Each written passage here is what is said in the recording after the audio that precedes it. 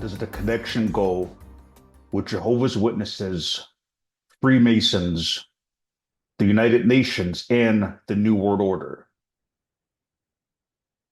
Well, I'm going to take you as deep as those connections exist. So, the first thing that I want to draw your attention to is the Revelation book and the beast in the Revelation book with the woman writing on it like she's at a rodeo for whatever reason they drew it that way. So, going back a few years ago, an XJW had sent me this picture of this beast looking thing that was put in front of the United Nations. And they said it kind of looks like the beast in Revelation. So this was a few years ago when I first came across this information. And when I looked at this, it was screaming out very subliminally that it's the same thing in the book of Revelation drawn by Jehovah's Witnesses. So if you take a look at this, and here's a picture of this beast that was put outside the United Nations of all places. Well, it looks more like you could say the beast that's described in the book of Daniel.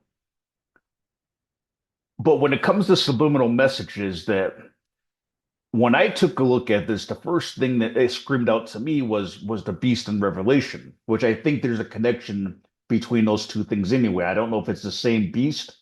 Just at one point, Watchtower put a woman writing on it like she had a rodeo. I don't know if it's the same beast or not, but it technically you could say resembles more so the beast described in the book of Daniel.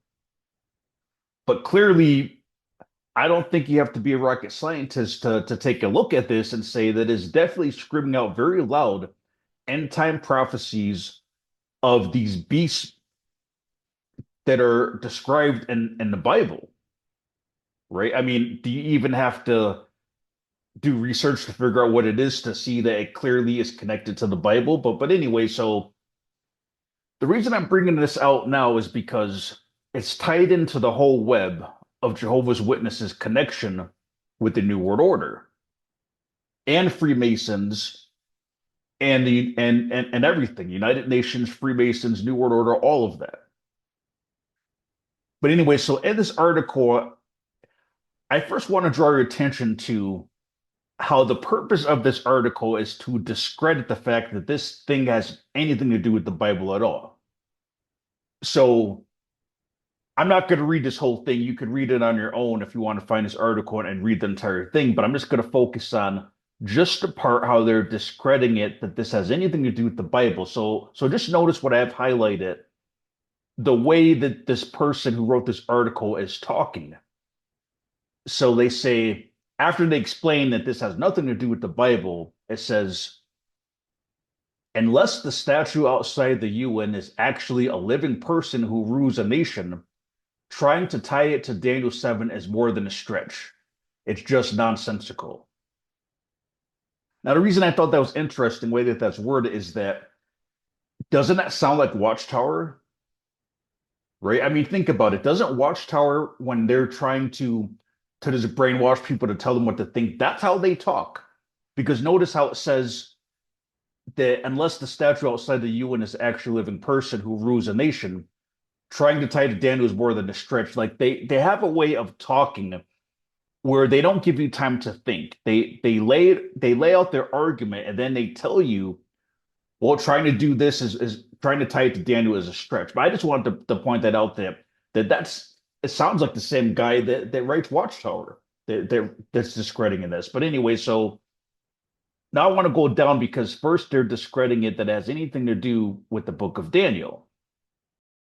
So now after they try to discredit that has anything to do with the book of Revelation, then it says this. To bring this to some kind of conclusion and to answer the question in the title, no, the statue has nothing to do with Daniel and John's vision about beast. So again, you see the way that's written, right? And to answer the question in the title, no, the statue has nothing. That's exactly how the Watchtower writes things, right? I swear this is the same guy that writes Watchtower. right? They talk just like that, and what they do is, like I said, they don't give you time to think. They lay out their argument, and then they answer the question for you by saying, and to answer the question in the title, no, the statue has nothing to do with Daniel. You can take a look at this thing and clearly see that it's tied to the Bible. But anyway, so what you'll find when you look this thing up is just information like this that's saying, oh, it has nothing to do. Like the United Nations, they would never put something like that outside of their building, right? It has nothing to do with the end times or anything like that. So here's a picture of the beast and Daniel, right? So forget about that person that wrote that article telling you no, it has nothing to do with the Bible. Well, take a look at this, right? The beast described in Daniel, right? This is a depiction of this. And then compare this with that, right? The thing outside of the United Nations. You're telling me that has nothing to do with that, right? And this is the problem with like what they're trying to do with all this AI stuff is they want us to become so dumbed down that we just believe whatever ChatGPT tells us. Well, the problem with ChatGPT, and I think that people don't see the danger in it, is that it can tell you whatever it's programmed to tell you or however it wants you to think, right? Just keep that in mind. So we have to remember to always use our head. Forget what these articles or anybody says. You can take a look at this thing outside the United Nations and clearly see it's tied to the Bible, right? Just if we just use our head, forget about an article telling us no, that has nothing to do with Daniel. It has nothing to do with that. It's obviously connected with that. So let me go on because it ties into everything. So Christians, as soon as this thing popped up outside the United Nations, Christians from all over immediately flagged this thing. And as you can see, this article, did the United Nations create the beast of Revelation 13? And it says a new giant statue installed outside the United Nations headquarters in Manhattan is being likened to the end times beast described by the Apostle John in Revelation 13:2, which states, and I'm not going to read the scripture.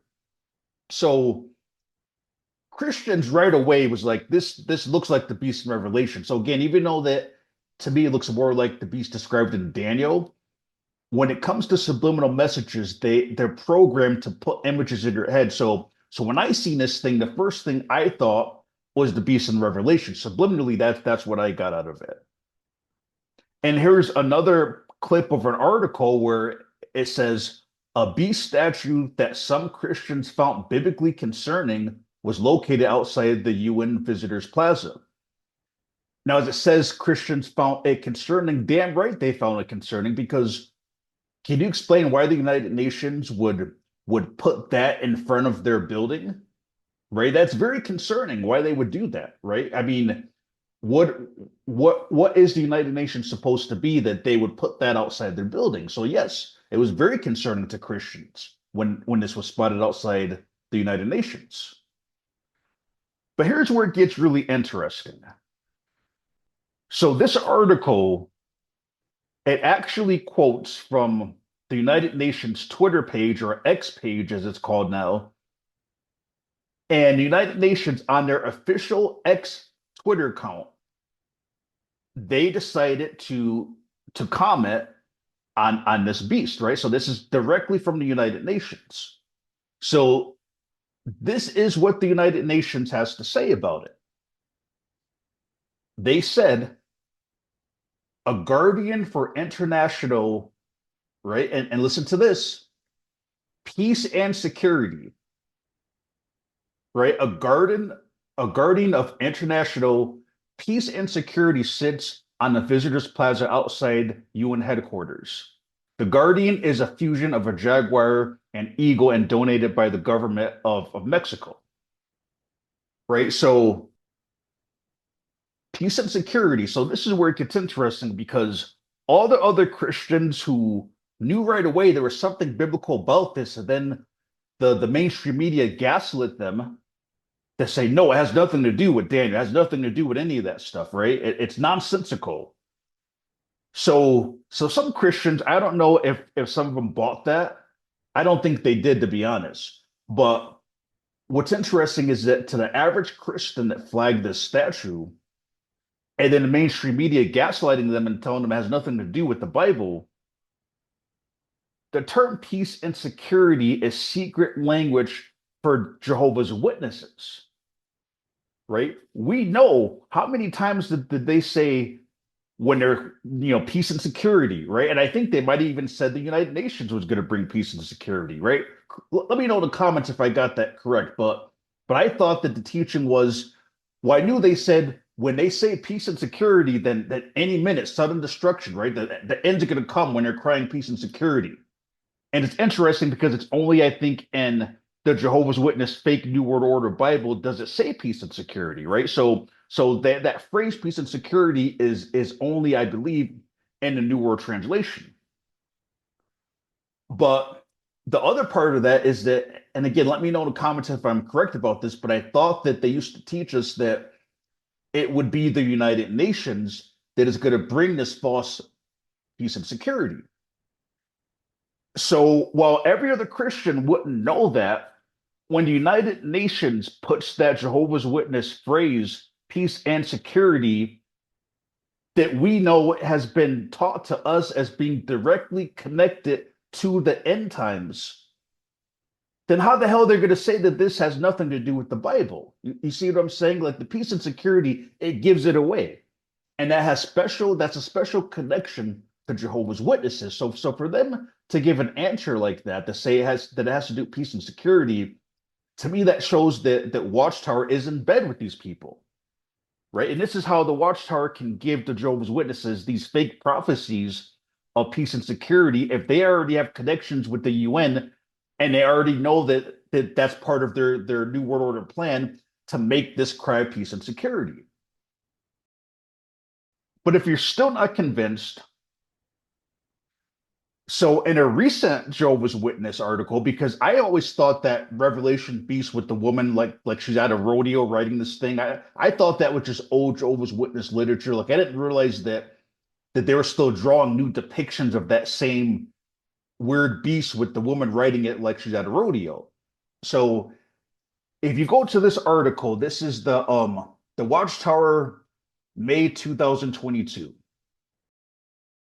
And in this article, Revelation, what it means for God's enemies, you can see this picture, and it looks like the woman, riding the beast like the rodeo, like they gave her a makeover, right? She looks a little bit more classy, but same weird Jehovah's Witness crap.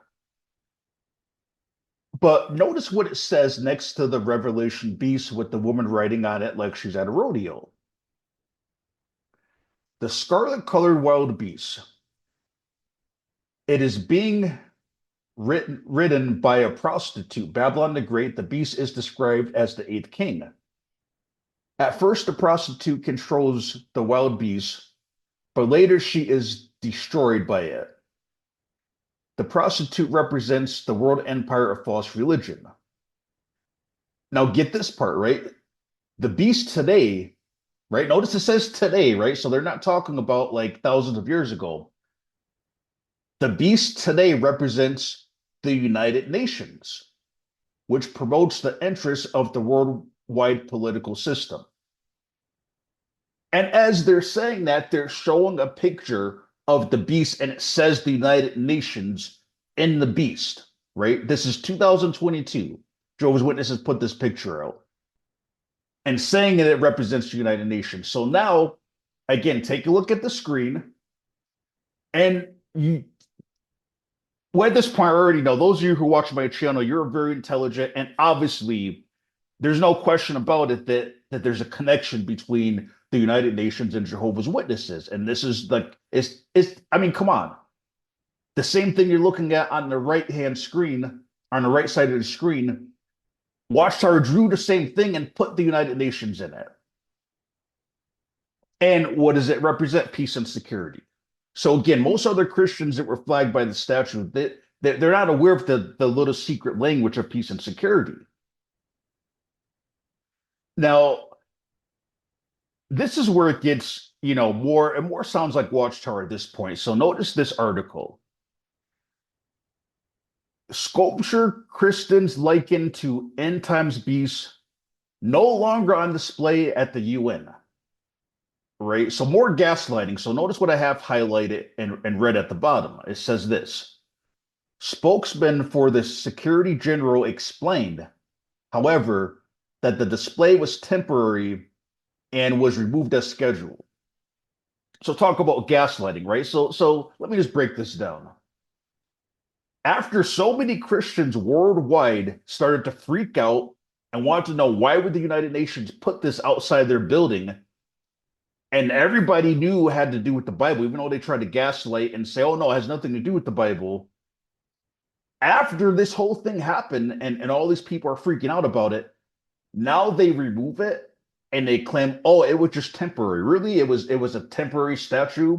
Really, what was the purpose of that?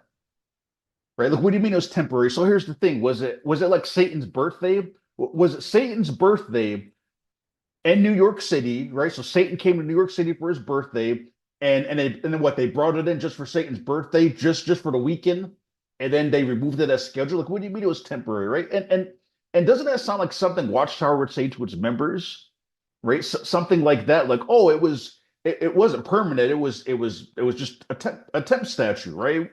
It was never meant to stay there, it was just for the weekend because it was Satan's birthday, right? I mean, come on, right? So basically, this thing no longer exists because it got flagged as the United Nations having something really dark going on, right? And people weren't buying it that had nothing to do with the Bible.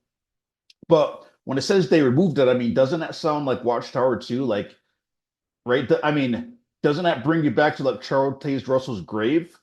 Right? Or like the Denmark Assembly Hall that they sold, but nobody's really buying it. So it still has their name on it, but they got rid of it.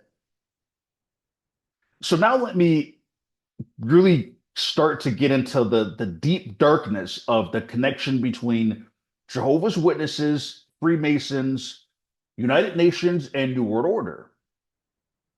So for those who aren't familiar with this, if you look at the web address at the top of the screen, and I'm going to zoom in on it, you can type that exact address in just like that, and it will bring you to the United Nations official website with the letter that proves that the Watchtower was connected to United Nations. For those who don't know that, or those who don't know how to prove this to family members, that you can find an official letter that still exists. But if you click on this letter, and I asked people to do this before, you may want to download this letter because there's a chance that it's not going to be there. That at some point, it may get removed and then like they'll say it never existed. So you may want to download this letter while you can still download it. But this is what I want to bring your attention to. If you read this letter carefully, notice the top, and to summarize it, that the person that wrote this letter is explaining the connection between Watchtower being an NGO part of the United Nations. So they're explaining it because when this was exposed in 2002, so many people were questioning, like, why is the Watchtower connected with the United Nations? So this is their official response. So notice that first top that I have circled. It says, please be informed that it is the policy of the Department of Public Information of the United Nations to keep correspondence between the United Nations and NGOs applying for association with DPI confidential. Right? So they're basically saying that whatever the Watchtower agreed to, it's confidential, that they can't really tell you what their connection is and why Watchtower wanted to join them. So, but then it says, however, please see below the paragraph included in all letters sent to NGOs approved for association. So he's basically saying, right? He's throwing us a bone. He's basically saying that we can't tell you what the Watchtower agreed to because we have to keep that confidential, but please see below the paragraph sent to all NGOs approved for association. So he's giving us a clue. He's saying we can't tell you specifically what the Watchtower agreed to, but here are the guidelines that they would have to meet to be approved to be part of the United Nations. So the first one, it says that the NGOs share the ideas of the UN Charter, right? So think about that. So Watchtower had to have agreed to share the same ideas as the UN. And I think Watchtower's official explanation for this was that, oh, they just want access to the UN's library of information for their publications. Well, it's sad that witnesses will believe that, but no, you can't just be an NGO because you want to be an NGO because you want access to something. You got to give them something in return, right? And this is what this letter is saying, that the Watchtower had to agree to this in order to be an NGO. So, what ideas does the Watchtower share with the UN that would approve them to become NGOs? Well, let's take a look at this one, for example. 2021 governing body update number 10. Right? So I'm going to play just a clip of this, and you tell me if you can figure out maybe what ideas that Watchtower shares with the UN. Keep following the same basic precautions that have worked well. Wearing masks, physical distancing, frequently washing our hands, and getting vaccinated if possible. In the 2021 governing body update number 7, Brother Loesch mentioned that over 80% of the worldwide Bethel family was vaccinated. We are glad to inform you that now over 99% of our worldwide Bethel family is vaccinated, and so are over 95% of our special full-time servants in the field. Many of our brothers and sisters have had good results from being vaccinated. Really? Right? Many brothers and sisters had good results from being. What results are those? I'd like to see the record of those that have good results from being vaccinated. How so? Right? But that's a whole nother topic for another video, right? But you heard what he said, right? Many brothers and sisters have had good results of being vaccinated. And this is just a side point, but I couldn't help to bring this up, right? So you heard what he just said. Here is a current article on jw.org, right? And just notice the article that they have up. It says, are Jehovah's Witnesses opposed to vaccination? No, Jehovah's Witnesses are not opposed to vaccination. We view vaccination as a personal choice, as a personal decision for each Christian to make.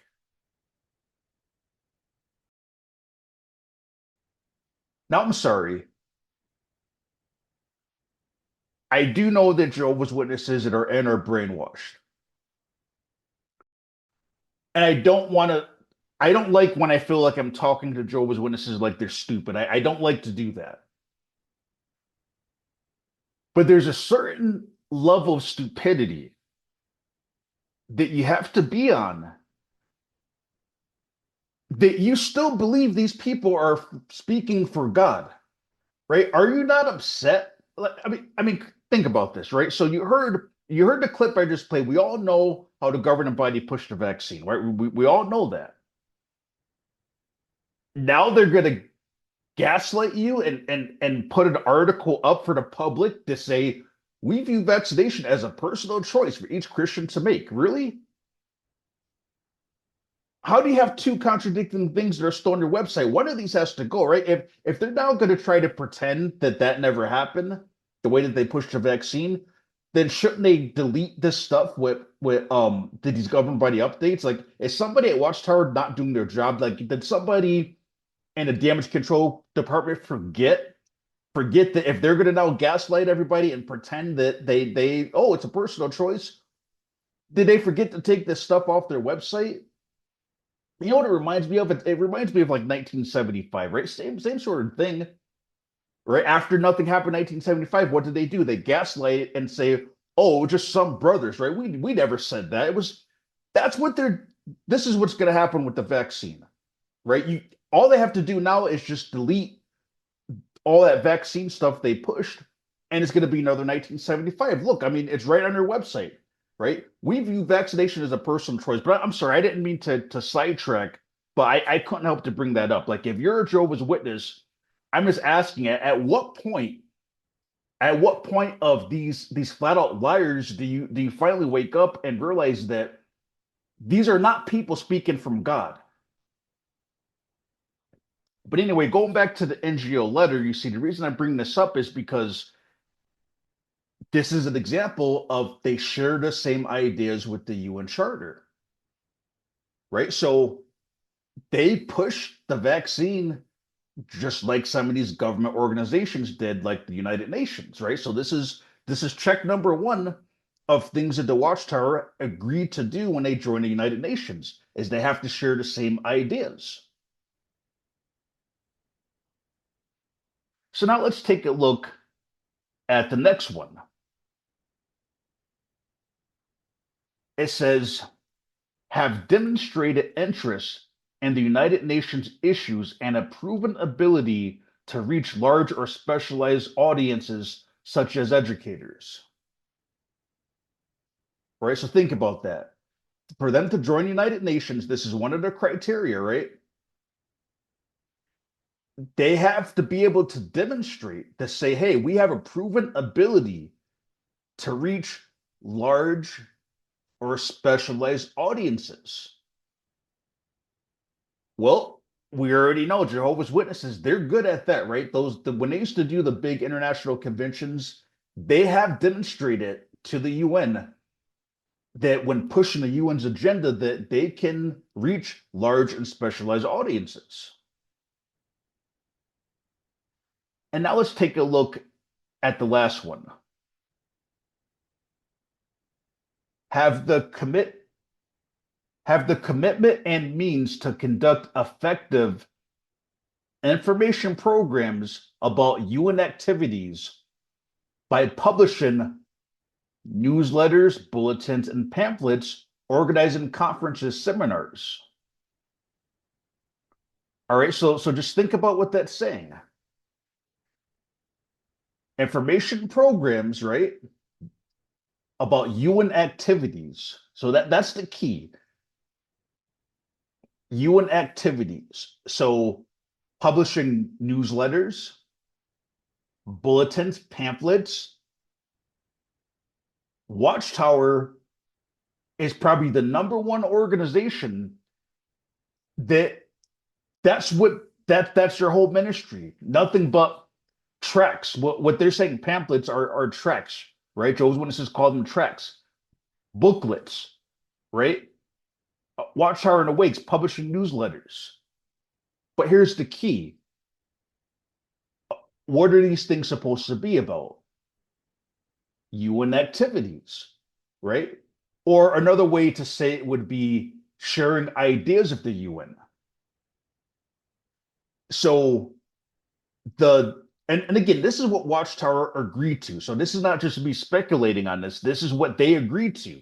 They agreed to be publishing newsletters and pamphlets and tracts and all that are going to have the ideas of the UN. That's what they agreed to. Now, whether or not that's what they're doing, that's another argument. But they agreed to this. So is it possible that, again, the message that Jehovah's Witnesses are preaching, right? Globalism, right? One world government. Some of the things that it appears to me that the religion is based on UN propaganda, right? The this new world order vision, and witnesses agreed to, or not each individual witness, but the organization agreed to basically to do this, to basically preach the UN agenda is what they agreed to do. So then when we see how they push the vax, even though now they're saying no, it's a personal choice, right? But again, that's an example of it. They are pushing some of these agendas and ideas of the UN. So then is it a shock when we see that, Watchtower drew the beast, the same thing that they put in front of United Nations, and Watchtower is telling us it's United Nations. I mean, peace and security. I mean, come on, right? They're all together. So how does this now all connect with the New World Order, right? And Freemasonry? Well, let's start off with this. So I remember when I first became a Jehovah's Witness in my early 30s when I first got baptized, one of the things that I asked was I said, I'm just curious, why do they call it a Kingdom Hall? Right? I always thought that was a strange name because why not call it a Kingdom Temple or a Kingdom Church, right? Like, what's wrong with Kingdom Temple? I mean, that sounds better than a Kingdom Hall anyway. The word hall was never used in the Bible as far as a place of worship, right? They always talked about like the temple or the tabernacle, right? It was never a hall. So I asked, like, why do they call it a Kingdom Hall? And to my surprise is that whenever I asked that question, it was almost like they were gaslighting me because they would say, "Oh, we call it a Kingdom Hall because we're preaching God's kingdom."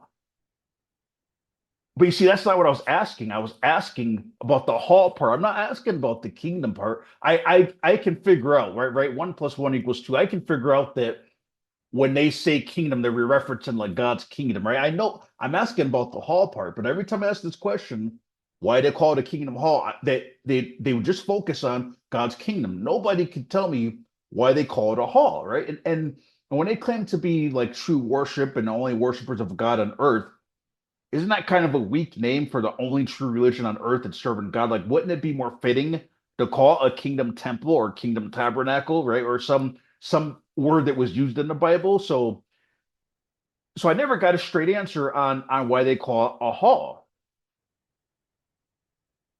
Well, notice if you look up the definition between a hall versus a lodge.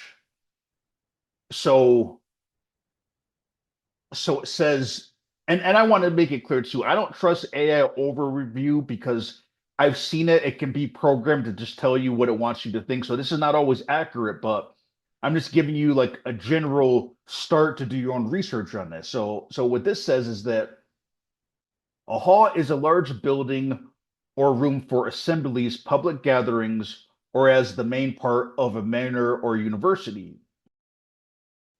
A lodge is a building used for temporary accommodation, like a ski resort, a small house on an estate, and get this, or a meeting place for a fraternal organization or a local chapter of a society.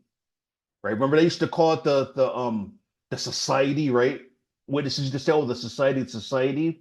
But then it says that both words can also refer to the group of people associated with the building, such as members of a university, college members, or fraternal order. So, in simple terms, a hall and lodge they can be interchangeable, basically. Now, nothing about that says God or church or religion, right? I mean, not that a religion can't still use a hall or a lodge, but as you can see, it's not really religious when you look at why something would be called a lodge or a hall.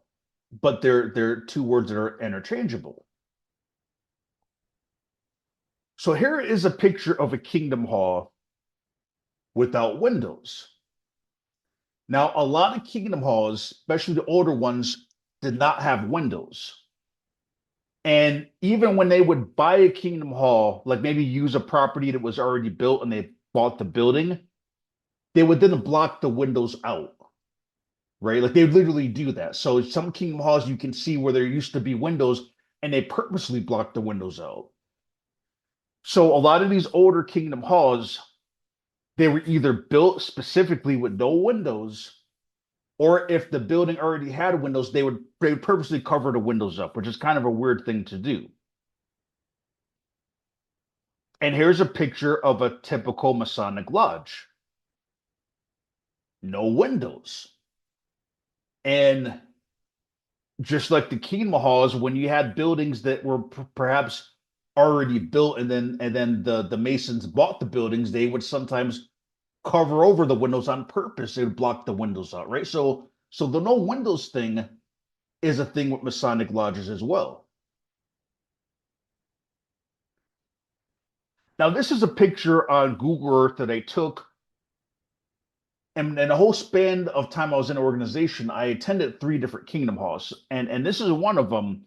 And I took this picture of Google Earth because I wanted to show that I attended one of these Kingdom Halls that had no windows on it. So it's not just like some like I'm making clear like they still use these Kingdom Halls, the ones without windows on it. Now you can see towards the front door these little tiny windows, and I think that was just like that whole door was probably updated, and I think they put those windows there just because I think they wanted to see who, like if somebody is coming in, they want to be able to see who's out there. But if you look at the side of this building, as you can see, this was one of those Kingdom Halls, and again, this is one I went to personally. That because the building was already built for something else, and the witnesses purchased the building. As you can see, they close out the windows. This building originally had windows. They closed out the windows, right? Who like besides an abandoned building, right? Anytime I see a building that's got windows like that, isn't it usually abandoned? Like, isn't that the reason? You board up windows on an abandoned property because sometimes the glass breaks and animals get in. So that's what you do with an abandoned property is board up the windows. But who buys a building and boards up the windows? So I just want to show you this to show you that I went here physically and they didn't have windows on it. And as you can see, again, both of these, the Masonic lodges and the Kingdom Hall, they would board up the windows if the building originally had windows, right? So here's the question, right? So I know why Masons do it. Masons board it up because they're a secret society. They don't hide the fact that they have their rituals and things like that. It's a secret society. So they don't want people peeking in having any idea when they're doing their secret ritual. So that's why they do it. Can anybody explain to me why does the Kingdom Halls do it? Right? Besides the theory that they're a Masonic order, right? That they're a secret Masonic order, possibly. Besides the theory to have anything to do with Masons, can anybody, especially those that try to deny the fact that there's a connection, can you explain why Jehovah's Witnesses would ever board up windows and build buildings without windows? And if they purchased a property that had windows, they board them up like that and still use the building with the windows closed off. Can you let me know why they would do that? Well, when I mentioned in earlier about the definition between hall and lodge, if if Charles Taze Russell's pyramid monument, if that's not enough to tell you that he was a Freemason, you have this guy who again has the pyramid monument before Watchtower got rid of the evidence, used all these Freemasonic symbols, and starts a religion where instead of you calling it a church, like every other religion does, right? A church, or calling it a temple, or a tabernacle, or any biblical term, why would this guy decide to? And I'm not saying that he was the because I can't remember if it was him or Rutherford or who set this in motion, but he's the founder of the religion.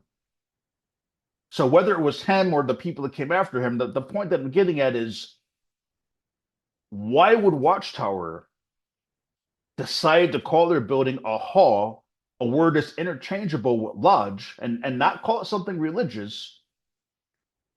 Why would they design their buildings identical, right? If you look at the two in the middle, if you were to like block out where it says King Hall Jehovah's Witnesses and block out the Masonic sign on that one, you couldn't tell which one is a hall, which one is a Masonic lodge, right? The same exact design. And they board up the windows too. They don't want no, but like, so this is one of those occult things and this is what I believe. I can't prove this, but this is my theory on this whole thing is that we all know how like they have these people have a thing where they feel they have to give us clues, they have to tell us the truth. So you see, by purposely not calling it a kingdom temple, kingdom tabernacle, kingdom church, by calling it the same thing as a lodge, essentially, by calling it a hall, right? Not a place of worship, a hall. And then making the buildings interchangeable with Masonic lodges, also not having windows on it. You see, in a sense, this is their way of letting you know that the Jehovah's Witness religion is a secret Masonic order, is what I think, right? And if you ask a local Freemason if they're part of Jehovah's Witnesses and they say no, it's probably because you probably have to be a special Freemason to be aware of this secret sect, this secret order of Freemasons. They have to be, let me know what you think, but they're obviously, this is all Masonic, right? There's no explanation about the Kingdom Halls being designed just like the lodges like that, and no windows and all that in the name. So by calling it a hall and to prove what I'm saying, well, all the changes that this organization makes, I can guarantee you they're never going to stop calling it a Kingdom Hall. They will never call it a place of worship like a temple, right? Or a church or a tabernacle.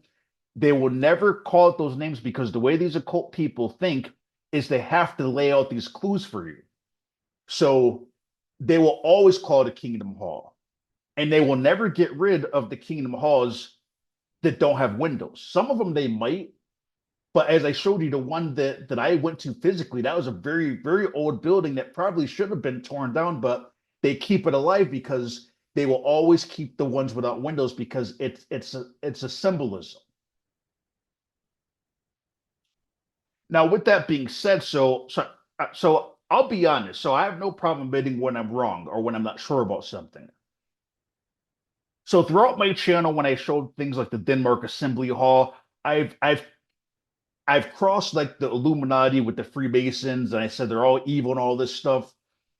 But I've grown a lot since then, and I come to the realization that I don't think the Masonic religion is an evil religion.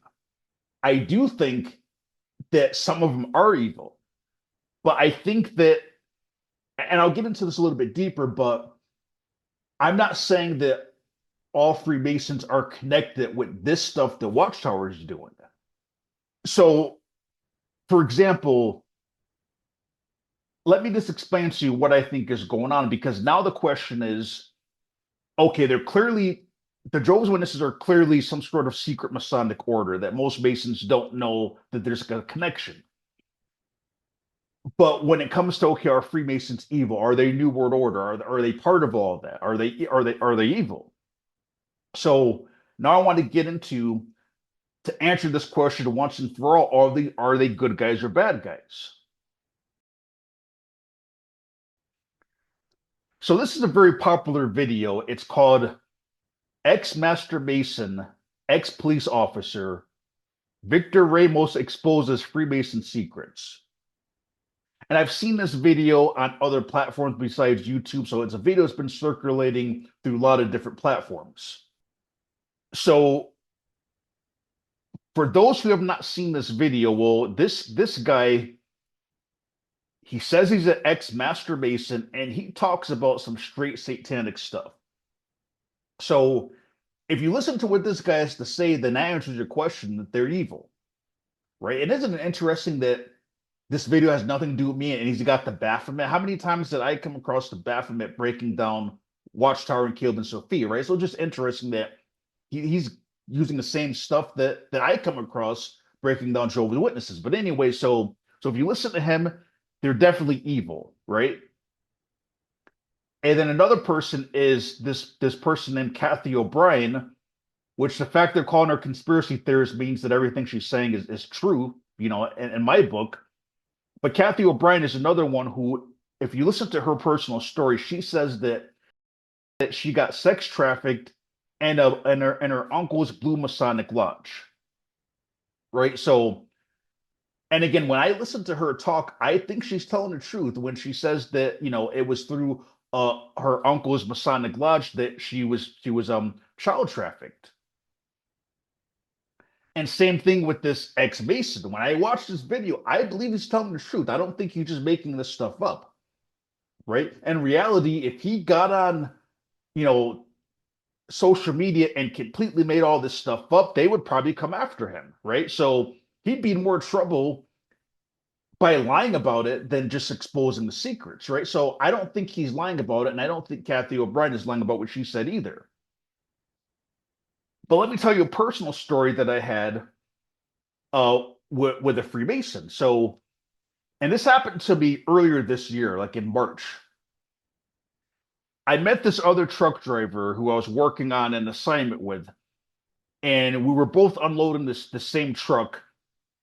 And he's talking to me, and he's really friendly, and we're getting along. And he talks about this charity work that he does, right? He's like, yeah, he does this, this charity thing and all this stuff. And I'm like, oh, that's pretty cool.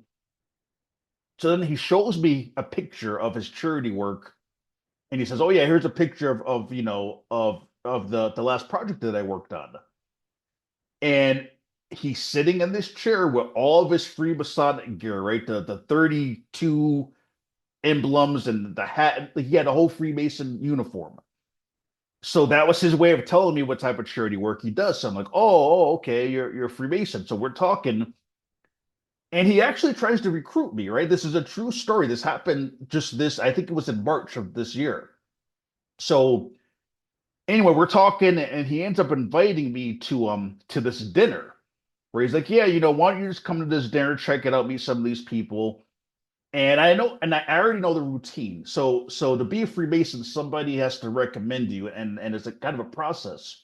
So that itself wasn't him trying to make me. That was him, I think, whetting my appetite to see if I would be a good fit for it. And then if I wanted it, they would have sent two Masons to my house and like do an interview. But anyway, so he invites me to this thing, right? So I didn't go, but I told him I would think about it because I was actually very, very curious. I'm like, maybe I will go because I want to see it for myself.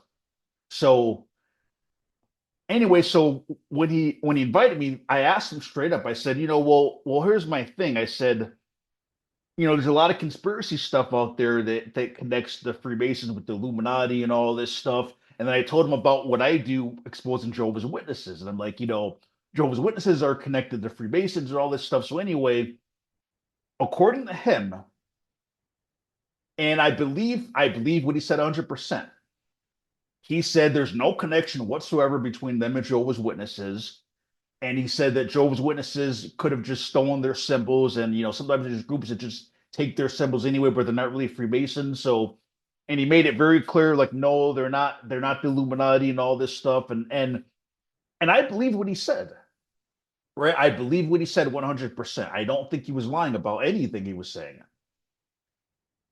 So, and then a lot of people have those same experiences also with Masons where, local Freemasons will tell them we're not worshiping the devil. Like, what the hell are you talking about? None of that stuff goes on. So what you have is a huge contradiction, right? Because I had personal experience with, say, this particular Mason, and he's saying, nope, none of that is true, right? But then if you watch this interview with the ex-cop and you hear Kathy O'Brien's story, like, I don't think you're lying. So what's the truth? Are they evil or are they not evil? Well, the ones that are connected to Jehovah's Witnesses, they're obviously evil people. The ones that are connected to Watchtower, but then you got the ones that say they're not connected to Watchtower, right? So then, what is the bottom of this whole thing between Freemasons swearing they're not doing none of this stuff, and I don't know what the hell we're talking about. There's no connection to Watchtower, and you got this ex-cop and Kathy O'Brien, and then like you got all the Kingdom Halls that are designed like the Masonic lodges, right? So what's are they good or evil? And the reason it's important to understand this is because it's all tied together between the United Nations and the New World Order and Jehovah's Witnesses. So it's important to understand once and for all, are Freemasons evil or are they not evil? Well, to get to the bottom of this, now I'm going to go a little bit deeper. And I'm going to give you the facts, but I am speculating as far as my conclusion on the facts that I'm going to give you. So I don't have time to get into all the research that I've done, but let me explain what I heard one Mason explain during an interview. And sometimes with these interviews, it's hard. Like you may see something, then you go back and try to find it, and you can't find it. So I couldn't find this interview that I seen before. I tried looking for it, but I couldn't find it again.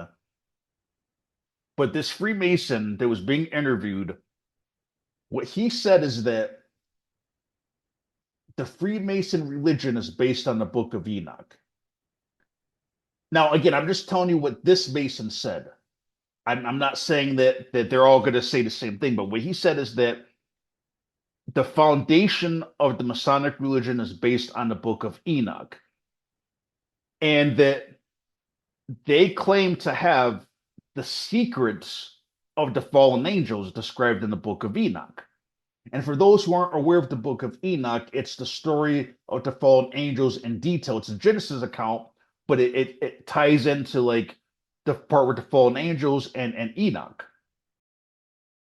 So the Freemasons came across the secrets of the fallen angels, and they vowed to keep these things secret so that they didn't get into the wrong hands. So that they started off as a good group of people, and their mission was they knew that if people had these secrets from the fallen angels, that people could do dark things with it. Now, some who know things about like manifestation, the law of attraction, alchemy, all that type of mystical stuff, well, some of those are things that did come from the fallen angels. I'm not saying all of it, but some of those teachings and how to do some of that stuff. So the secret societies, not just the Freemasons, but other secret societies, they vowed to say, okay, this knowledge, it should be forbidden because if it gets into the wrong hands, people may do darkness with it.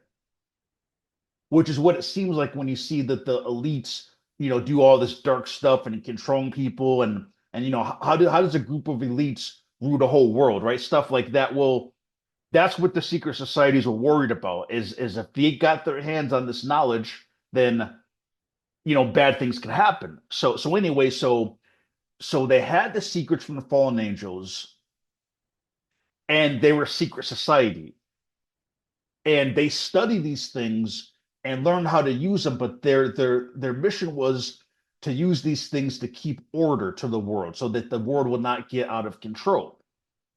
And they wanted to keep it secret so that nobody could, so it wouldn't get to the wrong hands. So these societies started off as good. And again, I'm speculating when I say that. It's just my opinion, but this is partly of what this Mason said, and it's partly what I believe when I'm looking into this.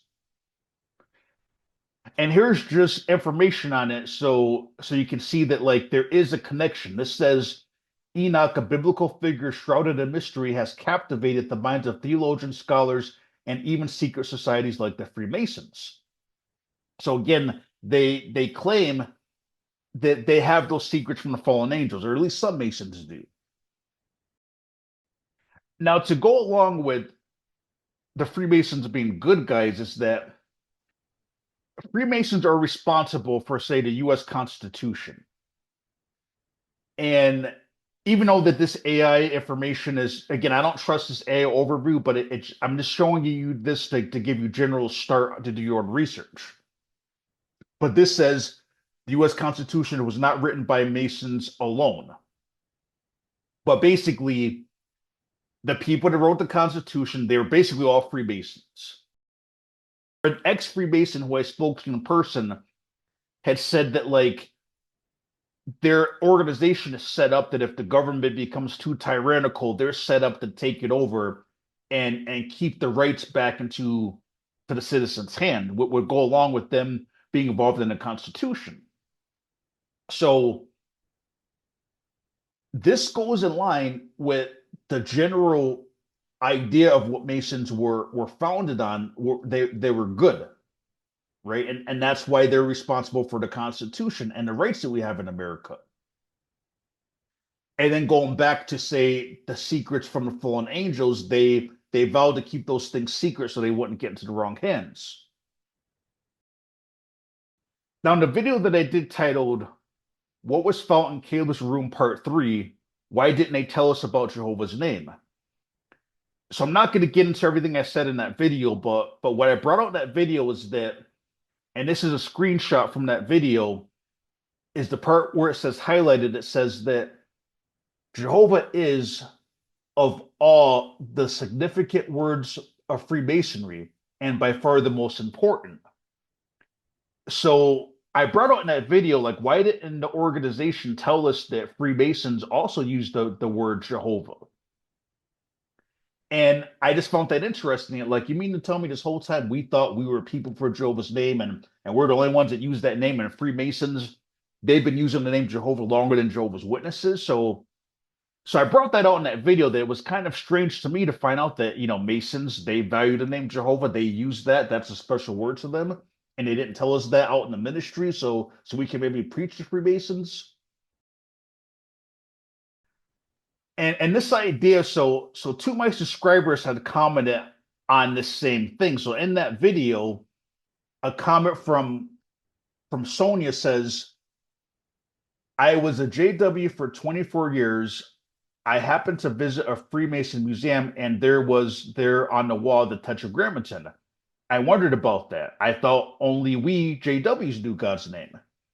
Now I understand, because JW's governing body are Freemasons. So again, so Sonia was like me, like surprised when she found that out, like the Tetragrammaton, in a Freemason museum. Like what's that about? So then this other comment I got in that video, it said, I'm 60, and as a child, I was told by my JW mother that the Freemasons' biggest secret is they know God's name is Jehovah. Apparently, they weren't told that until they were a high rank. That made my mother think that we had the truth because we weren't trying to hide God's name.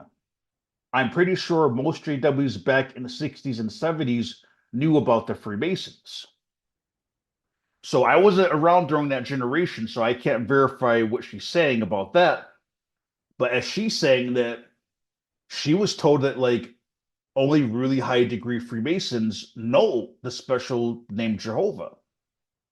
And that goes back to what I said too about, like, the kingdom halls being called halls and being designed like kingdom halls, that your average Freemason is not going to know that there's a connection.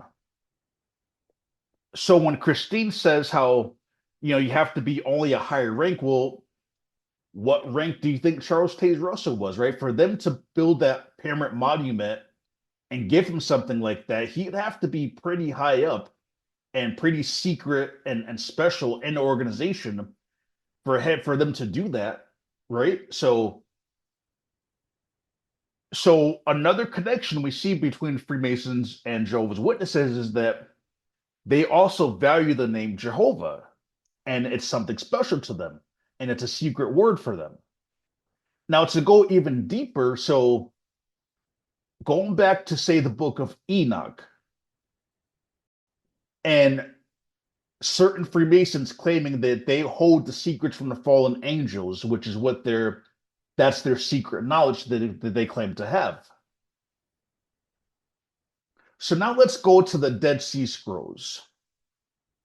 Most people don't know this, is that the Dead Sea Scrolls are quoted as the authority because apparently the actual Dead Sea Scrolls is the oldest physical copy of the scriptures that exist. So many Christians use that as the authority, and they'll say, well, they know their translation is accurate because going back to the Dead Sea Scrolls, when they found the Dead Sea Scrolls, it verified a lot of what the translations today said. So the Dead Sea Scrolls have always been known as the authority. But what many Christians don't know, and Jehovah's Witnesses certainly don't know this, is that while they quote the Dead Sea Scrolls as being the authority and so accurate, the book of Enoch was part of the Dead Sea Scrolls. So whoever preserved the Dead Sea Scrolls that are supposedly the authority, they felt that the book of Enoch was inspired and was part of the official Bible. But even more interesting is that the book of Esther was not in the Dead Sea Scrolls, right? So think about that. So if the Dead Sea Scrolls are the authority because they're the oldest manuscripts that exist, why is it that these people that preserve these scrolls put the book of Enoch there and left out Esther? That's not a mistake. These meticulous scrolls and all the effort that they did to preserve them, they didn't by accident forget Esther, right? So it was on purpose. So they felt whoever preserved those scrolls that Esther doesn't belong, but Enoch belongs. Now, to go along with the fact that the people who preserved the Dead Sea Scrolls didn't think Esther belonged there, a lot of critics and scholars today question whether or not Esther is inspired and is really part of the Bible. Now, I want to clarify, not question if those people actually existed. Right? It could be a real story, but people question, does it belong in the Bible? Is it inspired? Was it just thrown in the Bible? So I don't have time to get into all the facts about it, but some of the things that people question is like, for example, apparently the name God is not mentioned at all. Like there's no mention of God in the book of Esther.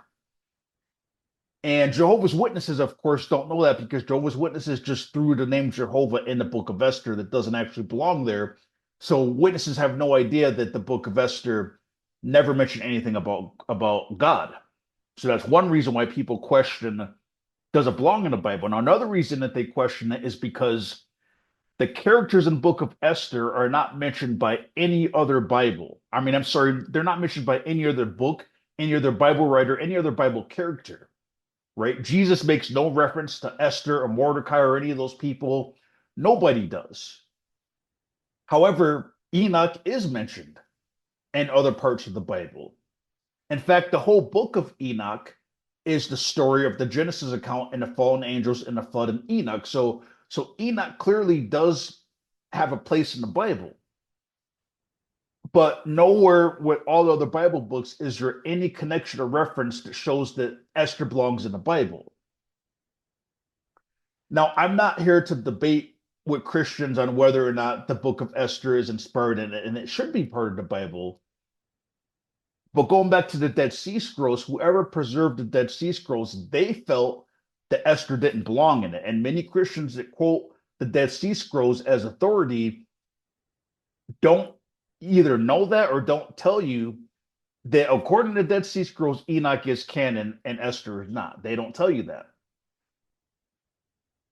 So now let me explain why I'm getting into this in connection with Freemasons.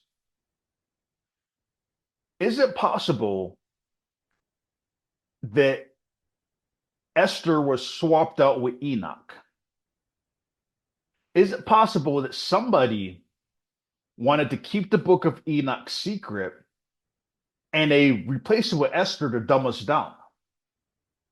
Right? Because Enoch is a very powerful book with a lot of powerful knowledge in it, right? It's a powerful book where Esther doesn't really have any real lessons in it. I'm not saying there's nothing to learn from Esther, but when you compare the weight of Enoch versus Esther, there's no comparison, right? So while most Christians are while most Christians are studying Esther and trying to gain knowledge from Esther, these other people, like these secret societies, they're studying Enoch. They're not studying Esther. So here's what I'm going to theorize at this whole thing. So keep in mind the Dead Sea Scrolls are the oldest manuscripts that exist, and they were hidden and not discovered until like 1945. So somebody, right, was responsible of taking the book of Enoch out of the Bible canon, right? We know that Enoch was taken out. So somebody did not want the book of Enoch to be seen by other people. So Enoch was taken out. So we also know that somebody also taken the name Jehovah out of the Bible, right? So I don't know if you see where I'm going with this, but some group of people, right? Somebody would have to be highly organized with resources. And I don't know if they're a part of the Council of Nicaea or that or not, but somebody, and maybe Enoch was hidden even before that came out, but some group of people were able to cleverly take the book of Enoch out of existence and take the name Jehovah out of existence.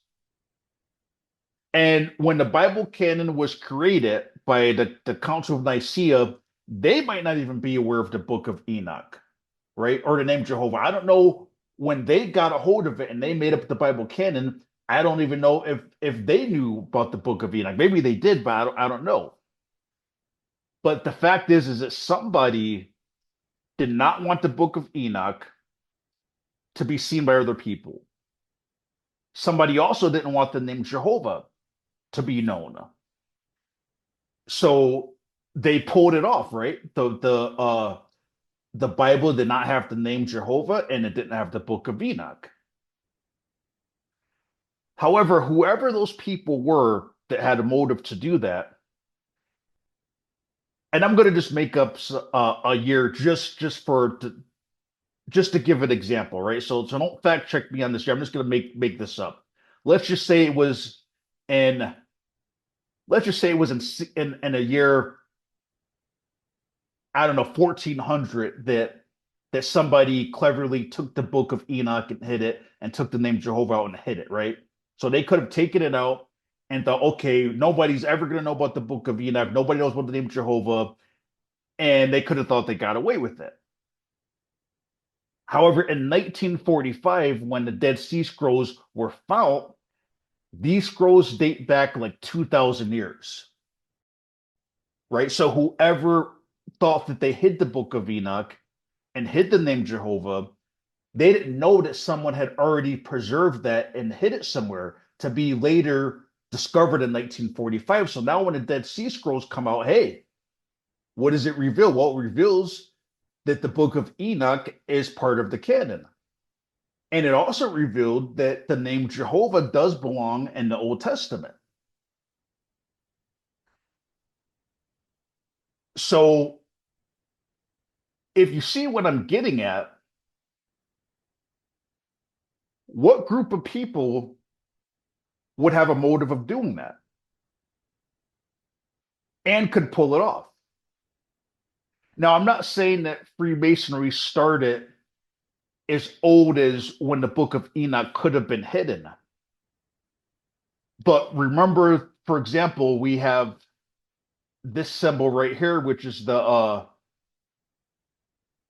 Masonic Knights Templar symbol. You see, the Knights Templar have been around for a long time, right? So could it have been somebody connected with the Knights Templar that could have hid the Book of Enoch and took the name Jehovah? I don't know. This is where I'm speculating.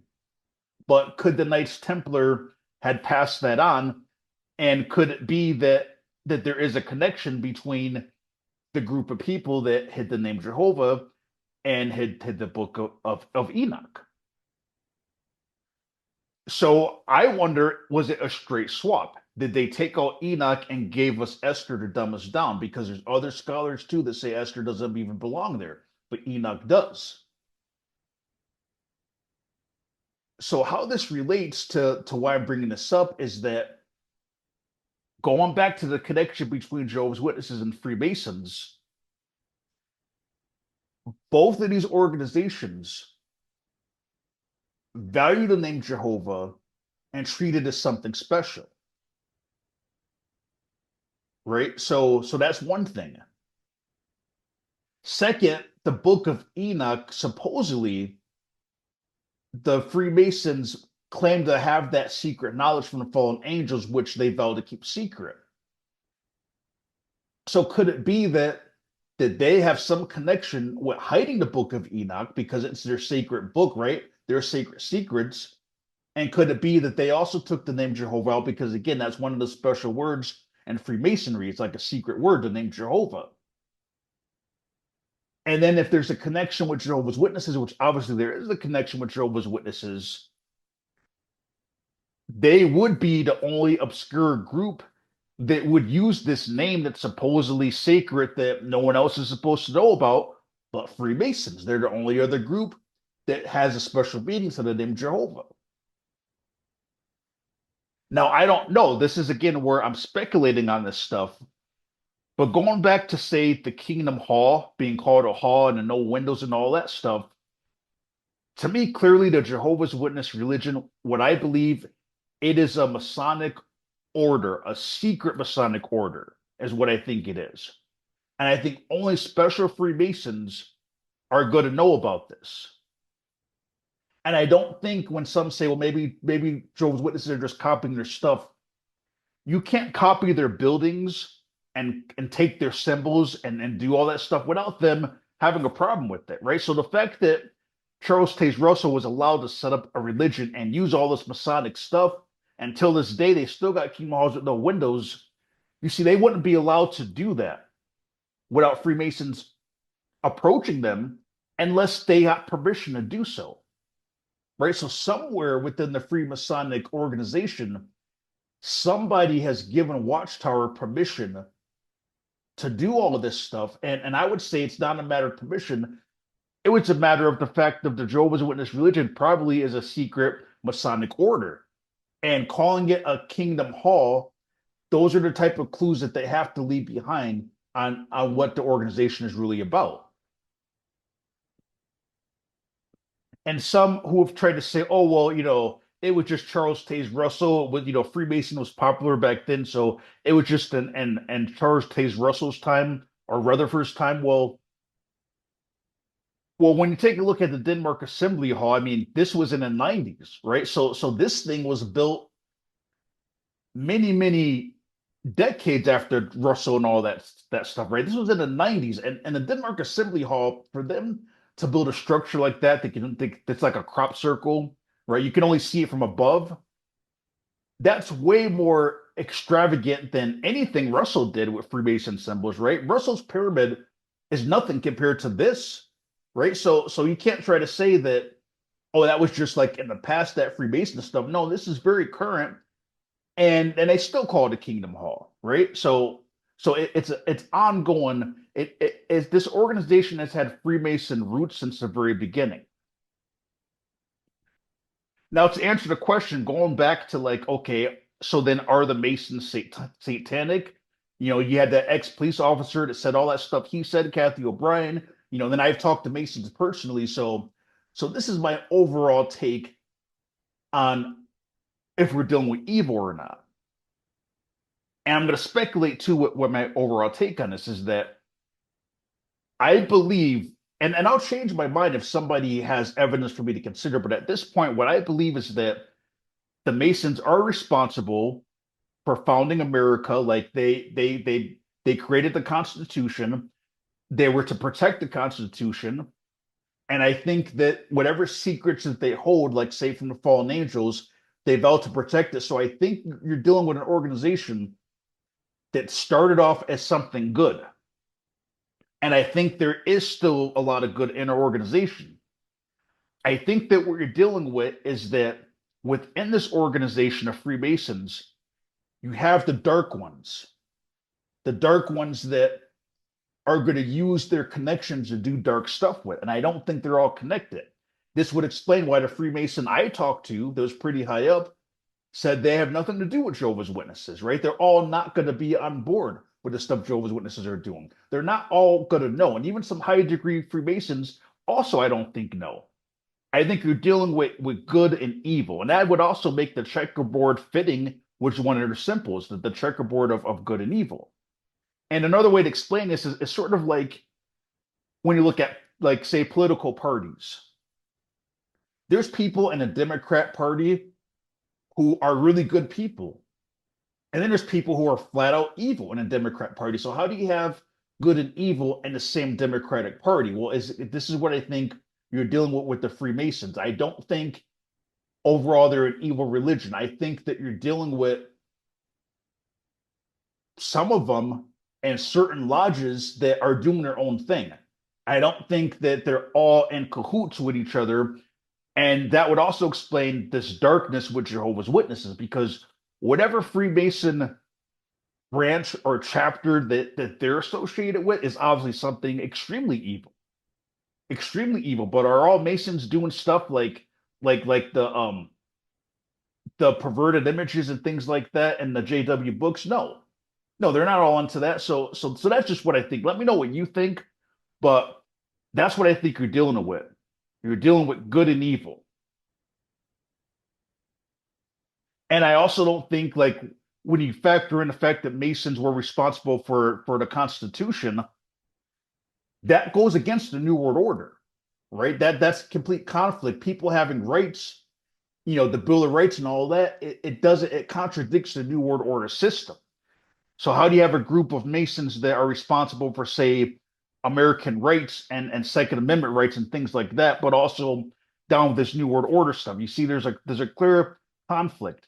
So, and I'm not claiming that I know all the answers. I mean, I think this is for Masons to figure out what are Jehovah's Witnesses have to do with them, right? All the dark stuff that Jehovah's Witnesses are doing, I'll leave that for Masons to figure out. I'm not, that's out of what I'm here to do.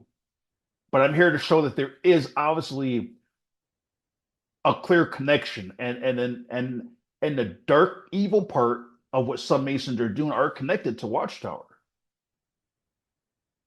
So then going back to the New World Order plan, because again, I don't think that this fits into all what all Freemasons are trying to do. So now what is the tie-in with all this New World Order stuff? Well, the Georgia Guidestones, which I'll get into later because these don't even exist anymore, but somebody made these stones, and nobody knows exactly who did it, but these evil elite people are the ones they're responsible for it.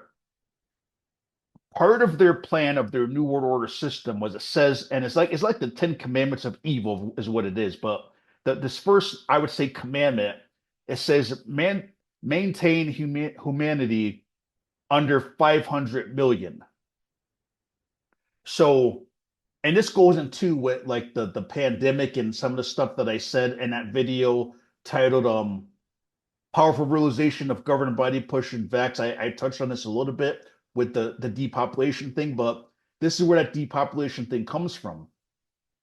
The New World Order system they were trying to pull off, they factored that you have to have less than 500 million people in order for them to maintain control, right? So having a set number like that, like 500 million, that's the same mindset of Jehovah's Witnesses' new system, right? The God's going to kill everybody. There's only going to be witnesses. So you're dealing with similar numbers, right?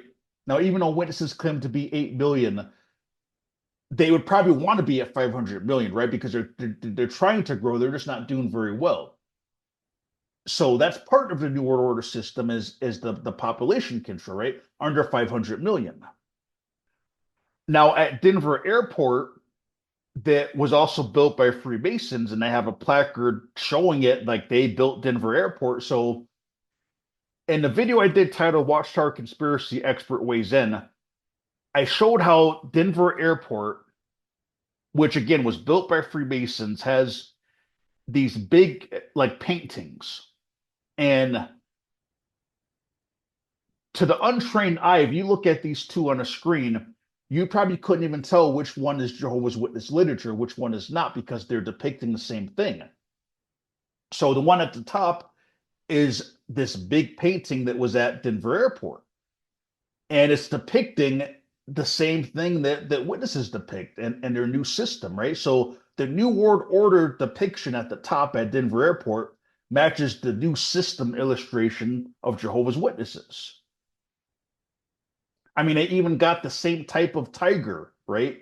In the New World Order picture and witness literature.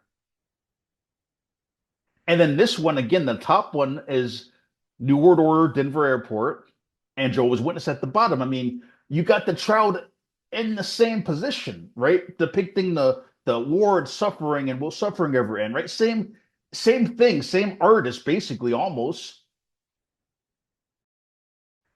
And this one, when they're building back the new system, I mean, it even got the construction hats, right? So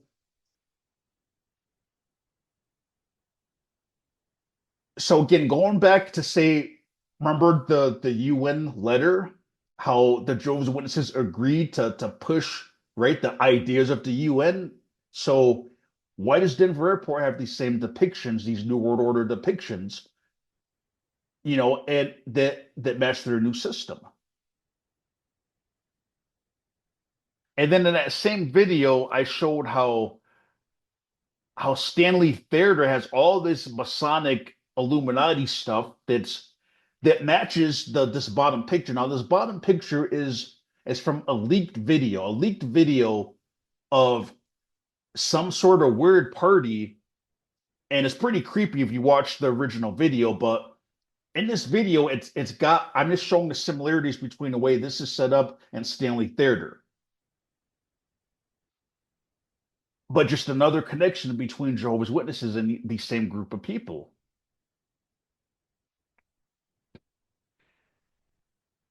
And then, so in the Draw Close to Jehovah book on page 242, and who knows if the page numbers are accurate because they update and delete stuff so much. Who knows if this is accurate? But in 242 page of the Draw Close book, when it's promised in Jehovah's Witnesses, the resurrection that they're being promised, right? Your dead loved ones are going to live again. It says where I've highlighted, it says, how intimately Jehovah must know us in order to recreate us. He values us so much that he remembers every detail, including our genetic code. Now, does that sound more like something biblical, like God's going to resurrect people?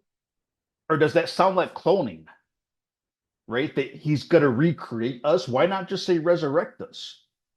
Right? When you think about a resurrection, don't you think of it as like God's going to bring somebody back up from the dead?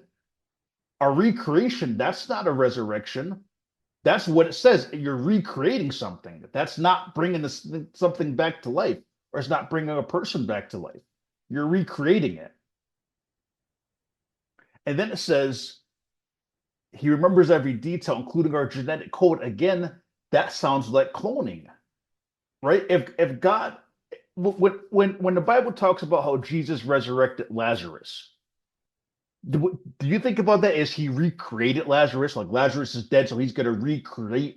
No, he brought him back from the dead, right? He raised him from the dead. That's not a recreation. And as far as genetic code, if God's going to bring somebody back, what does he need genetic code for? Now, the reason I'm bringing this up is because remember, the way these people operate is that they feel that they have to give you clues, right, on what they're really about and what they're really doing. So what the New World Order system is already experimenting with is things such as cloning humans, right? Cloning humans, merging humans with AI, right? Recreation, right? Genetic code. This is clone language. So this new system that witnesses are also trying to push, the New World Order stuff, bringing people back from the dead was never, ever going to happen.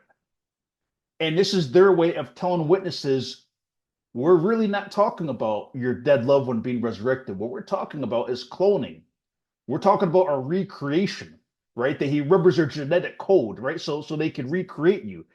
That's that's really the only thing that they are trying to do that they think that they could pull off. But the way they word it that way is again leaving you those subliminal clues of what they really have in store. And here's an article right here. It says Microsoft patents detail tech that could turn dead people into AI chatbots. Again, this is what Jehovah's Witnesses are being promised, right? Because it goes along with the New World Order that they're on board with. They're talking about cloning people, right? Programming, genetic code. It was never really going to be people being resurrected. But you see, in occult language, they feel they have to give you clues somewhere, right? So the way they word it like this with the genetic code is a way that they're telling you the truth. It's cloning they're talking about. Now, another New World Order connection is that, so if you notice that their Bible is not actually called a Bible, even though they refer to it as a Bible and they say Bible study, we study the Bible, Bible, Bible, Bible, technically, the actual book that they're using has never been called a Bible. And that's because it technically is not a Bible, and they know that. Not the average Jehovah's Witness, but the people running this evil religion. They know it's not an actual Bible.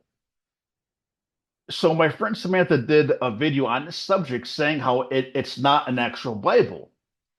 And and she says that in her title, how they admit their Bible is fake. Basically, what she's getting at is the fact that they don't actually call it a Bible and they don't put the word Bible on the cover. In a sense, they know that it's not a real Bible, which is kind of what she's getting. And now maybe she didn't explain it the best way. She focused more on the biblical part of why it's not a Bible, but basically she's right.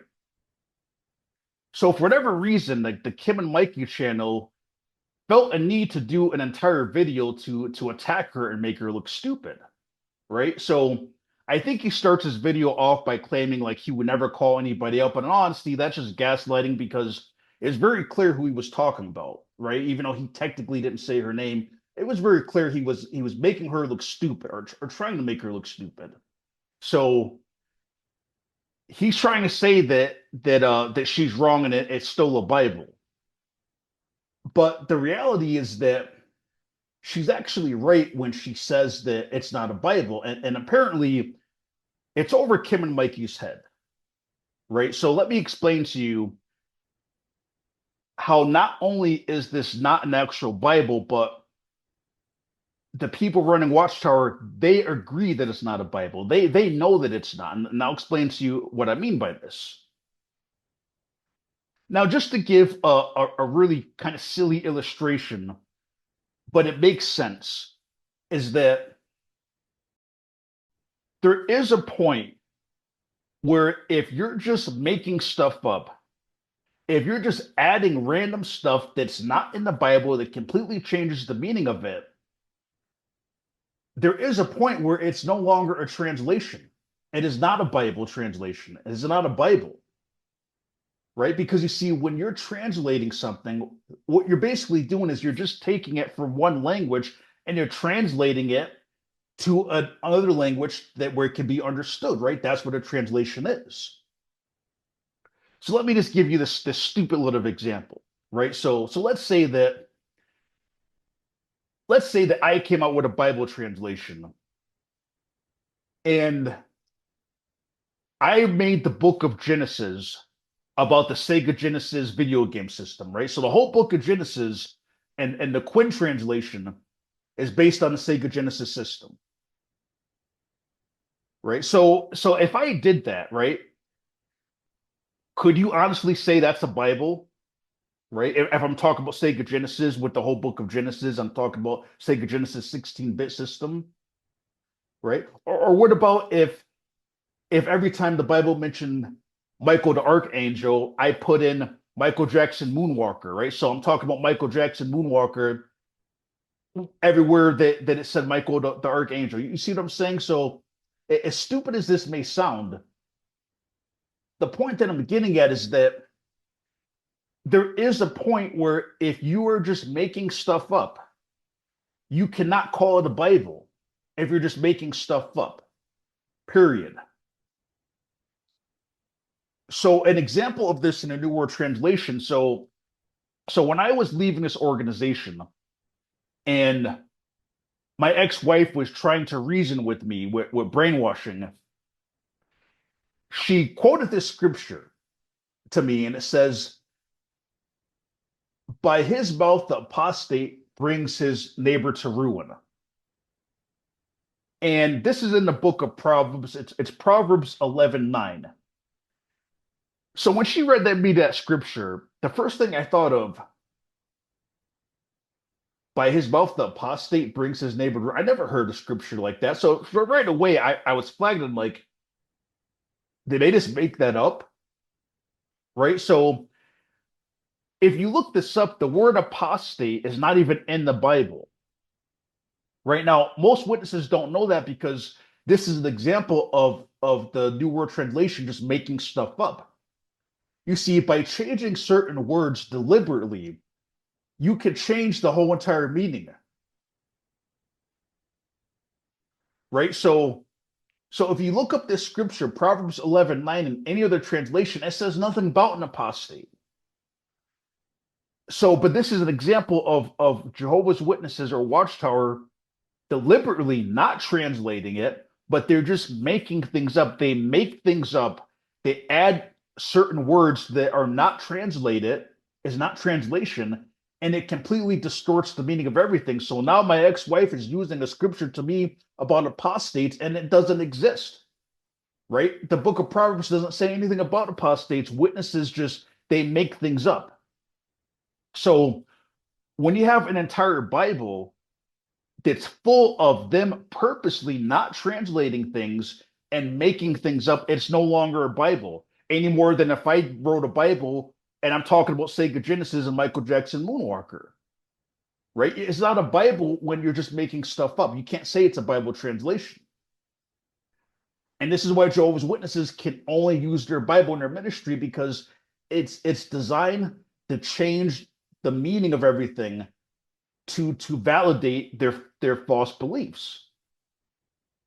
And this isn't just me saying this. So, if you look up information, when I typed in Bible translations that are not accepted, the very first example that shows up is right here. It says the New World Translation used by Jehovah's Witnesses, right? And it also mentions the Bible by Joseph Smith by Mormons. So, like, that's the first thing that pops up. So this is not just my friend Samantha saying it's not a translation. It's not recognized as an actual translation because of this, because you're no longer it's no longer a translation when you're deliberately adding stuff that is not translating it, and you're changing the meaning, and you're making up stuff that's not there, like the scripture my wife used about apostates. It doesn't even exist. It's made up by them.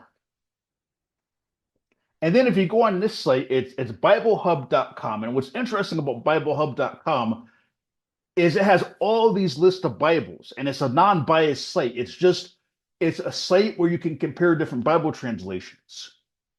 And if you look in the middle under the English where you would see New World Translation, as you can see, all these different Bibles on this site that's for serious scholars. Why do you think the New World Translation is not on this list? Because it's not a Bible. That's the point. It's not a Bible. They've corrupted it and deliberately added meaning, added things that are not there, completely changed the meaning on purpose. That is not a Bible translation. It's not a Bible. So Bible Hub and overall information on Google agree with Samantha. It's not a Bible, which is why it's not on Bible Hub, because it's not accepted as a real translation any more than the Quinn translation with Michael Jackson Moonwalker in it. But now let me get into a more occult reason on the fact that the people who run Watchtower, even they know it's not a Bible. So you see, now let me just break this down to really understand how they know it's not a Bible, the people that run Watchtower. So in the book of Revelation, it gives this warning in Revelation 22:18 through 19. And it makes it very clear that if anybody takes any words away from the scroll or adds anything, then they will basically get the plagues of death, right? So this scripture is very clear in Revelation, right? This warning. Now, personally, I don't believe the Bible is real anyway. That's my personal take. I think it's all fake anyway, to be honest.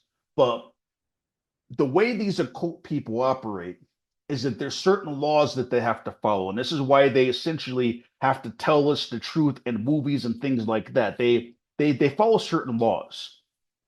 So the people that run Watchtower, whether they believe in Revelation or not, because they have to abide by these certain superstitious laws, you can call it, in order for them to avoid this, right? This plague that you can't add or take anything from the Bible, right? So even if they think the Bible's fake, they're still karmically responsible for taking the Bible that many people feel is real and changing it and lying and saying it's the Bible when it's really not. So, in order for them to get around this, and this is the way these occult people think, is you see, by technically not really calling it a Bible, by admitting it's not really a Bible in its title, you see, they believe karmically they can change the Bible. They can make things up. They can add things and lie about it and mislead their followers because karmically, the way that they see things is, well, technically we actually never really called it the Bible, right? Technically, the book says New World Translation of the Holy Scriptures, right? You see, this is very carefully planned. They know they named it that way specific on purpose. It's not just by chance they don't call it a Bible.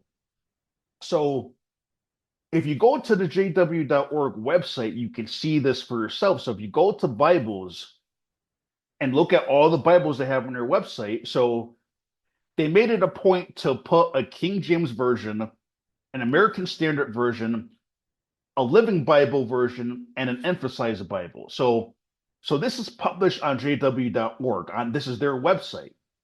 So on their website, with these Bibles that they publish on their website, they created covers for these Bibles. And as you can see for these other Bibles on their website, notice the arrows that I have. Holy Bible, Holy Bible, Holy Bible, Emphasized Bible. You see, they have no problem putting Bible right smack on the cover of these other translations. But why is it specifically in every translation that they've ever made, or fake translation, because it's not a translation, even though they claim that it is, but why is it with every so-called Bible that they've ever published, going back towards like the 50s, they purposely will never put the word Bible on the cover or call it a Bible? Don't you think within the last like 80 years, just maybe like once or twice they would call one version of Bible? No, you see, everything these people do is very calculated and planned. So as you can see, they're going on, it's on purpose.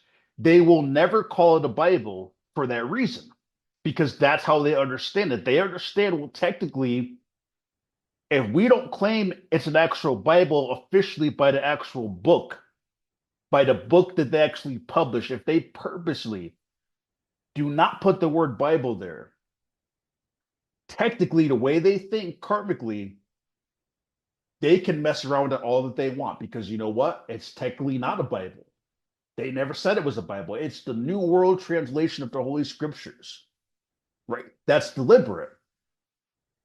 And it's just like the Kingdom Hall being called a Kingdom Hall. They will never call it a temple or a church or any other religious place. It will always be called a hall, because they have to give you that Masonic reference that they're really some sort of a secret Masonic order.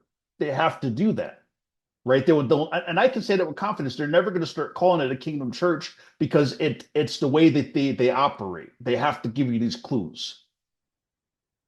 So even, and I can tell you right now with confidence that the next fake Bible that they put out, I can already tell you right now, it will not be called the Bible. They will never call it the Bible, because it's technically not a Bible, which allows them to mess with people and lie to people and make scriptures up that don't exist. So again, I'm not saying this to attack anybody, but sometimes you have to be humbled. And when the Kim and Mikey channel felt that they had to do an entire video to try to make Samantha look stupid, when in reality that the Kim and Mikey channel is not as smart as they think they are, because in reality Samantha is 100% right, and it is over Kim and Mikey's head what I'm explaining, that they themselves know it's not a Bible, and that is their way of karmically being able to change it and feel that they don't have to face the wrath of God, because it's the New World Translation of the Holy Scriptures. So Samantha's right. And this pattern of the way they word things, that in itself is here's another example. Holy Spirit, the force behind the coming new order, one of their older books, right? The new order, the coming new order. You see, they have to tell you this stuff, right? Once you study this type of stuff and you study these people, you see the same. They always have to apply these same rules. So this book right here is another way that they're telling you that their new system is really the new world order. That's the same thing that that the Illuminati and all these other groups are trying to are trying to bring forth this new world order stuff, which also explains that why the Watchtower agreed to push the UN agendas. And another example is that, and another connection to this new world order stuff is that so Jared Kushner went on record saying Jared Kushner believes he might live forever and never die. Right now, just use your head. What are the odds that the guy that buys Brooklyn Bethel, right? The guy that buys Watchtower by chance talks like that, that the mention, he might live forever and never die is and that's not a coincidence. It can't be a coincidence that he's talking like that and he's the one that buys the building. So when you look at all this stuff on the screen that I presented to you, this ends the debate once and for all. There is no question that the Jehovah's Witness organization is part of Freemasonry. The best way to describe it is it would be considered a secret Masonic order. And any Mason that tells you that there's no connection with Freemasons is because they are not connected with the Freemasons that are connected with Watchtower. Because I do believe you're dealing with an organization and Freemasons that's made up of good and evil. But originally, I think what they stand for is something good, which is why the Constitution was written by Freemasons. But there's no question there's a connection because Watchtower, they would not be allowed to do all this Masonic stuff without permission. And it's the dark Freemasons that are connected with this New World Order stuff, which is what Jehovah's Witnesses are trying to bring forth with their new system. And I'll stand on record saying they will always call it a Kingdom Hall in reference to the Masonic lodges, and they will never get rid of all the Kingdom Halls that have no windows because they have to leave that symbolism up. And I can also guarantee that, again, the next Bible they come out with, they will never call it a Bible because technically it's not a Bible, right? You can't call something a Bible when you're just making stuff up, right? And if you don't believe me, try publishing a Bible and with Michael Jackson Moonwalker and Sega Genesis is the book of Genesis and see people call it an actual real Bible translation. Now, one more thing that I want to mention because I think this is important. So, and I'm going to give a quick shout out to Ruby Quinn's channel.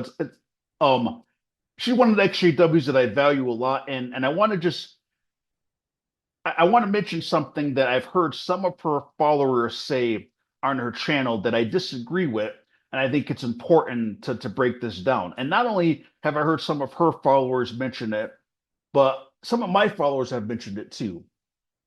And it's the fact of they think that these so-called evil elite people that they're running everything and they're in control and we can't do nothing about it and we're all just doomed.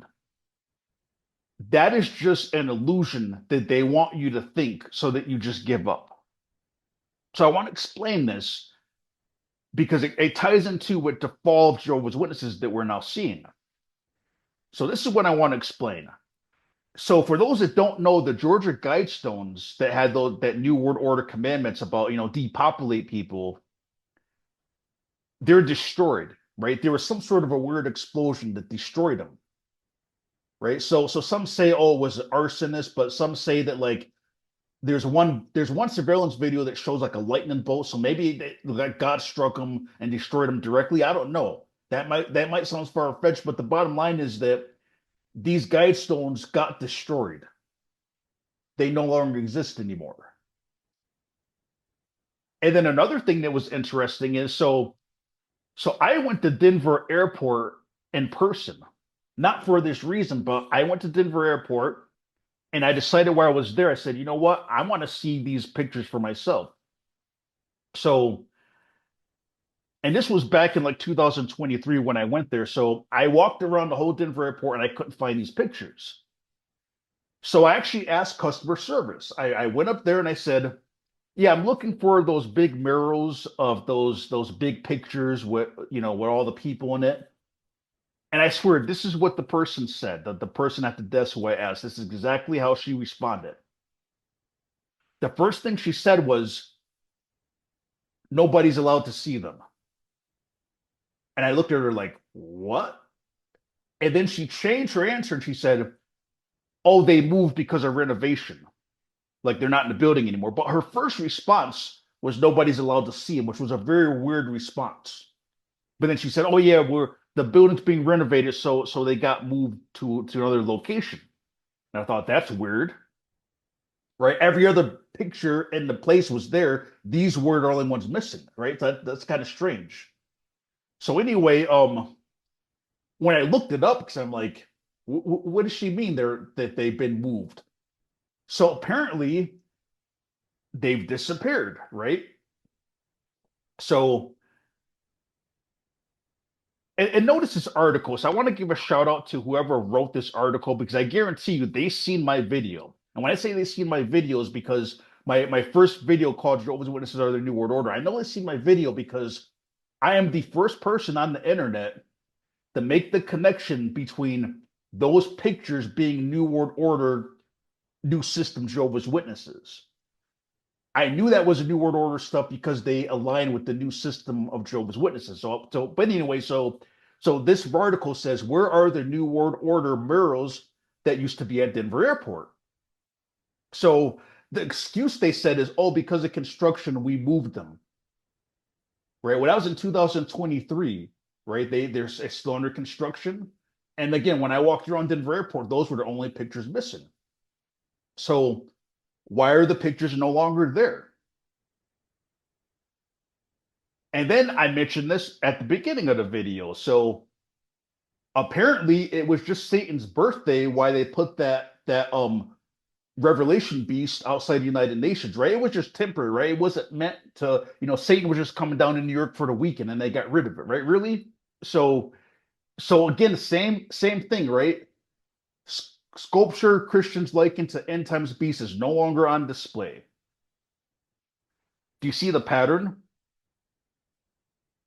Right. Well, if you don't see the pattern yet, let me end it for you. Let me close it all together.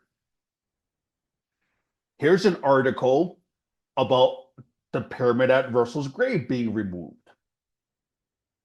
But what's really interesting is, do you see what it says at the top of the screen? Grand Lodge of British Columbia.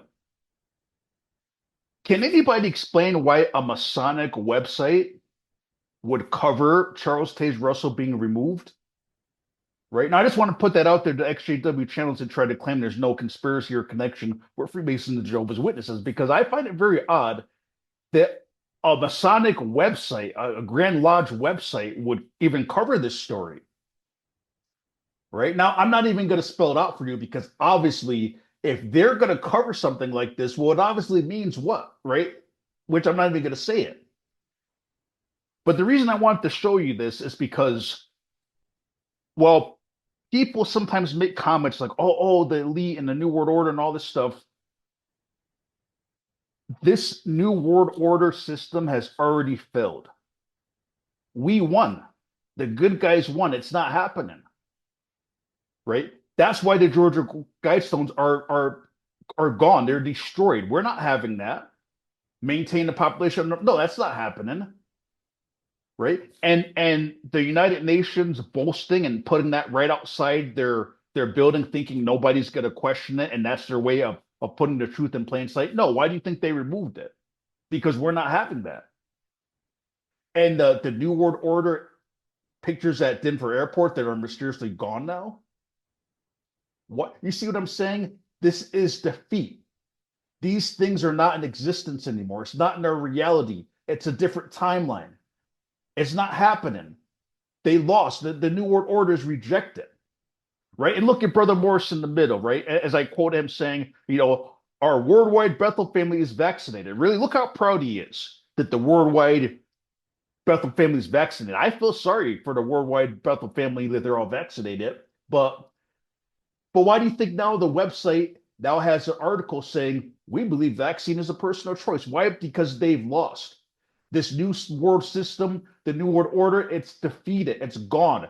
That's why the guidestones are exploded. That's why they moved the Revelation beast, because Satan didn't show up for his birthday, so they took it out of there. Right? That's why the new world order pictures at Denver airport are gone. Right? And that's why even a Masonic website is covering the fact that Russell's pyramid is not there, right? Because you know what? That lodge probably doesn't want to be associated with Charles Taze Russell, to be honest. Right? So I want to just put this out there that all this New World Order stuff that I've talked about, if you look at the facts, it failed. It's not happening. Right? Everybody knows that the whole vaccine thing was a fraud. Right? So Brother Morris's plan of trying to manipulate everybody to take it, that fell too. So I want to just make this clear that when you look at how this whole plan failed, this New World Order crap, this is also why the Jehovah's Witness religion is dwindling in numbers. This is why they've become so desperate. They're backpedaling everything they've said. They can go to college now, right? Now they're saying that Armageddon may not come in our lifetime, right? Because it's defeat. It is defeat. That's why. For them to flat out say Armageddon may not even come, it's like they know that this New World Order crap, it's gone. It's not going to happen.